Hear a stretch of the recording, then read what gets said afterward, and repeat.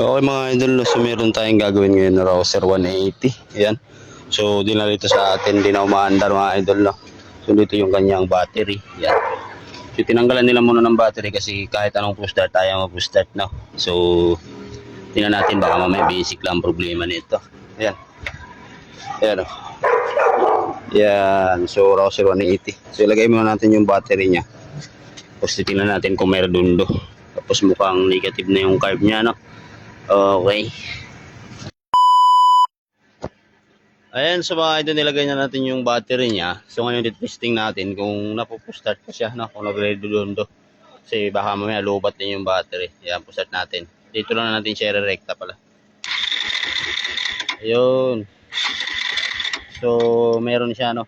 Ngayon i-check naman natin yung kuryente sa spark plug. Baka walang kuryente. Okay, so check natin. Ayan, so check natin yung kanyang spark plug kung may kuryente siya mga idol. So ito ang mga basic troubleshoot mga idol, no? Para malaman nyo kaagad kung ano yung problema. Ayan, susi natin. Push start natin. Dapat may kuryente to para mabilis natin makita yung problema nito. Okay, yan. Check natin kung may kuryente. Yun, no? So meron siyang kuryente. Okay, so lipat tayo sa kabila. Ayan. Yan, so ito yung kanyang pangalawang spark plug. Check natin kung may kuryente dito. Baka kasi basic lang ang problema mga idol eh. Huwag na natin palakihin, no? So, mamaya, carburetor lang, di ba? Ayan, push start natin. Ay, meron. Ayan. So, malakas na. Ngayon, diretso na tayo sa carb.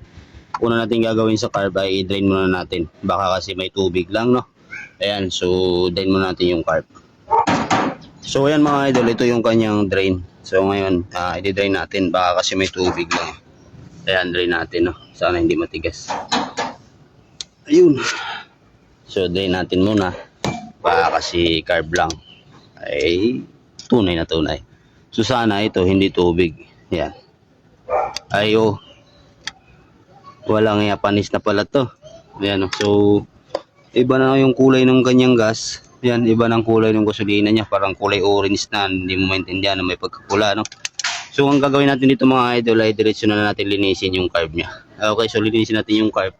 Tapos, susunod natin yung kanyang tangke. Yun. So, yun nga, nadadrain natin yung kanyang carb. Meron siyang tubig.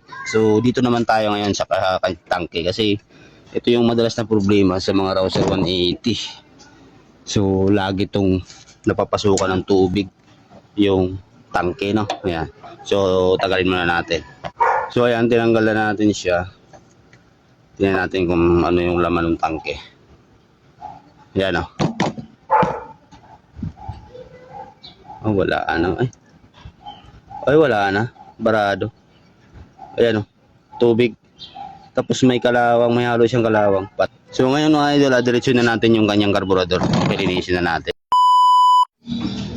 Ayan mga idol, so tinanggal na natin yung kanyang carb. Ayan, no? So lilinisin natin. Ito, buksan natin. Ayan, no? Wala, ayan, putik na. Ayan, so tanggalin natin yung kanyang carburetor. Ayan.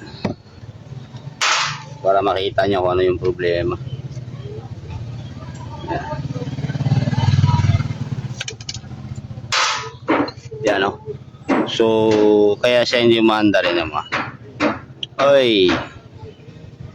Putik na mga idol, no? Yung kanyang carb yan. Kalawang. Kalawang na. Tapos, tanggalin din natin yung kanyang diaphragm. Ito.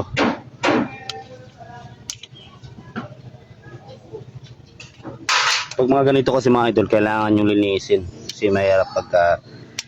Ito kasi medyo... Hindi naman siya totally puno ng tubig. Ang nangyari kasi dito mga idol, napasukan ng tubig yung kanyang carburetor. Ayan, marumi na din, oh. So linisin na lang natin to mga idol, no? Ayan, tanggalin natin yung mga jetings. Ito mga to. Ayan, yun yung kanyang float valve. Floater. Ayan, ito yung kanyang float valve.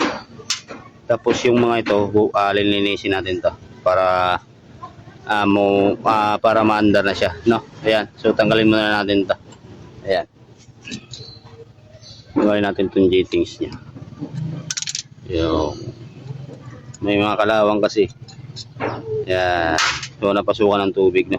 Okay, so mamaya tingnan natin kung paano mayari, no? Or aandar pa ba siya. Okay. Ayan, so okay na mga idol, no? So ganun lang, simple lang naman. Ayan, paandarin natin.